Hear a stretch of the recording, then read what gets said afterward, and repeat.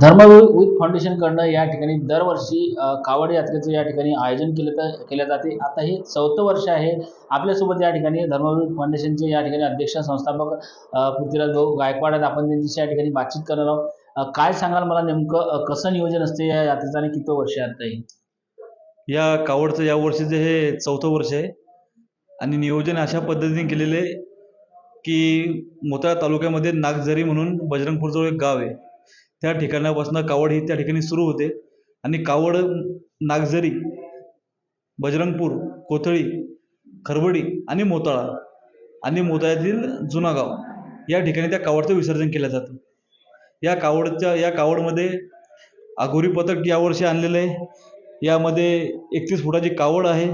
त्या कावड आमच्या 31 कळशा आम्ही त्या ठिकाणी बांधलेल्या असतात. महादेवाची मूर्ती आहे, त्यामध्ये बजरंगबलीची मूर्ती आहे आणि अनेक अशा ज्या शोभा रथ राहतात ते रथ देखील त्यामध्ये, त्यात प्रभू रामचंद्र आहे, बजरंगबली आहेत, त्यात छत्रपती संभाजी महाराज आहेत. एक मोठा शो अमोल जाधव आणि अमय जाधव हे दोघं भाऊ ते शिवव्याख्यातेवर गाणे म्हणतात. त्यांचा हा शो आपण मोताळा मारुती संकुलाजवळ त्या ठिकाणी ठेवलेला आहे. भरपूर त्या ठिकाणी नियोजन यावेळेस मोठं केलेलं आहे आपण. काय उद्देश आहे नेमकं या कावड यात्रा काढण्याचं नेमकं? कावड यात्रा काढण्याचा अर्थ असा आहे, हा एक धार्मिक सण आहे आणि कितीतरी वर्षापासून हा सण त्या ठिकाणी सुरू आहे आणि मोताळा तालुक्यामध्ये अशा प्रकारचा सण त्या अगोदर नव्हता. जेव्हा मी इथली बघितलं की इथला तरुण वेगळा झालेला आहे.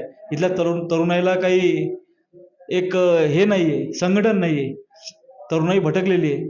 या कावड यात्रेमुळे अनेक तरुण एका ठिकाणी बसून एक हिंदुत्वाचा जनसागर, एक हिंदुत्वाचं एक असं संघटन या ठिकाणी तयार झालेलं आहे.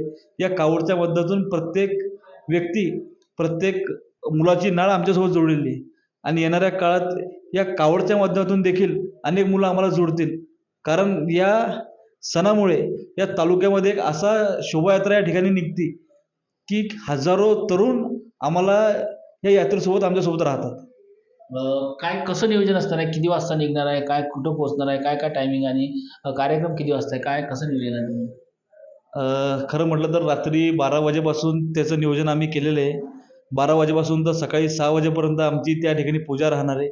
सकाळी 6 वाजेपासून तीर्थक्षेत्र नागझरी इथून कावडची सुरुवात त्या ठिकाणी असणार आहे आणि ती ठीक 12 वाजेपर्यंत ती आपल्या मोताळ्यामध्ये कावड येणार आहे आणि त्या ठिकाणी अमय जाधव आणि अमोल जाधव या दोघा बांधवाचा शो त्या ठिकाणी राहणार आहे.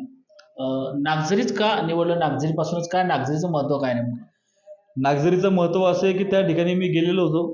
त्या ठिकाणी एक नंदीच्या मुखामधनं एक जिवंत झरा हा 365 दिवस त्या ठिकाणी वाहत राहतो आणि त्याची एक पुरातन मान्यता देखील आहे आणि तो झरा कधीच आटत नाही. पण ते पाणी कुठनं येतं हे देखील अजून कोणाला कळलेलं नाही आहे. त्यामुळे आम्ही तोच ठिकाण त्या ठिकाणचं निवडलेलं आहे. तिथनंच आम्ही ती सुरुवात केलेली आहे. काय यात्रेमध्ये आता जी निघणारी कावड यात्रा याच्यामध्ये काय नाश्ता, जेवण वगैरे कशा प्रकारचं नियोजन आहे? काय पाण्याची व्यवस्था वगैरे? कारण बरंच लांब आहे ना, बरंच अंतर आहे त्यापासून. नेमकं कशी व्यवस्था आहे? आता ज्या ठिकाणामधनं आमची कावड निघते त्या ठिकाणी जे गाववासी आहेत त्या गाववासींचा दरवर्षीप्रमाणे आम्हाला या वर्षी सुद्धा आग्रह आहे की जी पवित्र कावड यात्रा तुम्ही आमच्या गावामधनं सुरू केली त्याच ठिकाणी आम्हाला आमच्या गावातर्फे जर काहीतरी देण्यात भेटत असेल तर आम्ही प्रसाद म्हणून त्या ठिकाणी देतो. तर प्रत्येक गावामध्ये ज्या ज्या रूटवरून आमचे गाव येतात त्या त्या ठिकाणाहून त्यांच्या चहाची, त्यांच्या नाश्त्याची आणि जेवणाची व्यवस्था हे त्या रूटवरच्या गावकऱ्यांनी त्या ठिकाणी केलेली असते. काय किती लोक सामील होतील या कावड यात्रेमध्ये? मागच्या वर्षी 15 ते 20 हजार लोक या ठिकाणी सामील होतील. मागच्या वर्षी होते, आता या वर्षी कदाचित ते वाढवू शकतात आणि भरपूर उत्साह या ठिकाणी पाहायला नक्कीच या ठिकाणी मिळणार आहे.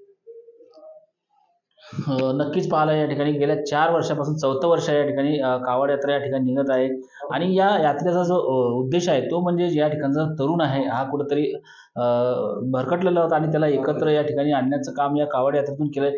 हाच या कावड यात्रेचा एक उद्देश या ठिकाणी पाहायला मिळतोय.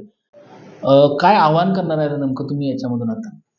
मी सर्व जिल्हाभरातील धर्मवीर फाउंडेशनच्या सदस्यांना, पदाधिकाऱ्यांना आणि तमाम हिंदू बांधवांना या ठिकाणी आवाहन करतो की जो धार्मिक सण आता मोठ्या प्रमाणात मोठ्या तालुक्यामध्ये या शहरामध्ये त्या ठिकाणी सुरू झालेला आहे, तर सर्वांनी याच्यात सहभाग त्या ठिकाणी व्हायचा आहे. हे मी सर्व तरुणांना, जिल्हावासियांना त्या ठिकाणी आवाहन करतो.